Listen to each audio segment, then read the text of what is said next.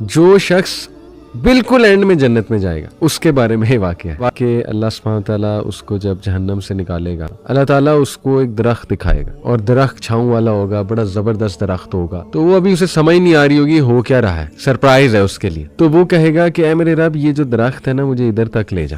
وہ فرمائش کرے گا. اللہ تعالیٰ کہیں گے کہ اچھا اگر میں تمہیں یہاں تک لے جاتا ہوں نیکسٹ پھر دوبارہ نہیں کہنا، کوئی فرمائش تو نہیں. تو کہے گا نہیں اے رب بس یہاں تک مجھے لے جا. اچھا اس کے بعد ایک اور درخت اللہ تھوڑے سے فاصلے پہ دکھائے گا، اس کا اور دل للچائے گا، کہے گا اے رب ذرا وہاں تک تو لے جا. اللہ مسکرائیں گے، اللہ کہیں گے ابھی تو نے کہا تھا کہ تو اور خواہش نہیں کرے گا. اس نے کہا نہیں اللہ بس یہ میری آخری خواہش ہے. ایک اور درخت اللہ دور سے دکھائے گا، وہ اس سے بھی خوبصورت ہوگا، اس سے بھی وسیع آیا ہوگا. وہ پھر ظاہر لالچ لائے گا، کہے گا اے اللہ بس یہاں تک لے جا، اس کے بعد کوئی خواہش نہیں، پکی بات ہے.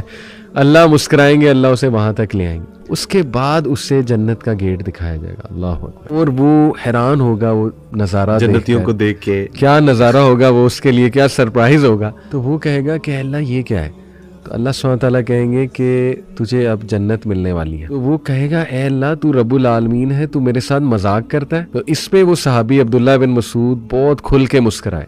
تو صحابہ نے پوچھا آپ اتنا کھل کے کیوں مسکرا رہے ہیں؟ کہتے کیونکہ رسول اللہ صلی اللہ علیہ وسلم یہ جملہ کہتے ہوئے بہت مسکرائے تھے کہ اس نے کہا رب العالمین تو رب ہوتے ہوئے مجھ سے مذاق کرتا ہے.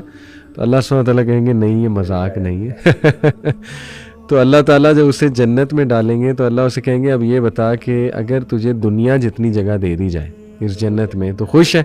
تو اسے یقین ہی نہیں آئے گا، وہ کہے گا کہ نہیں یہ نہیں ہو سکتا. تو پھر اللہ کہے گا اچھا یہ بتا اگر 7 گنا اور دے دی جائے تو پھر تیرا کیا کہنا. تو یہ دیکھیں کہ اللہ جب ریلیف دیتا ہے وارث بھائی تو پھر اس طرح سے دیتا ہے، اور اسے 10 دنیا جتنی جو ہے وہ نعمت. سبحان اللہ.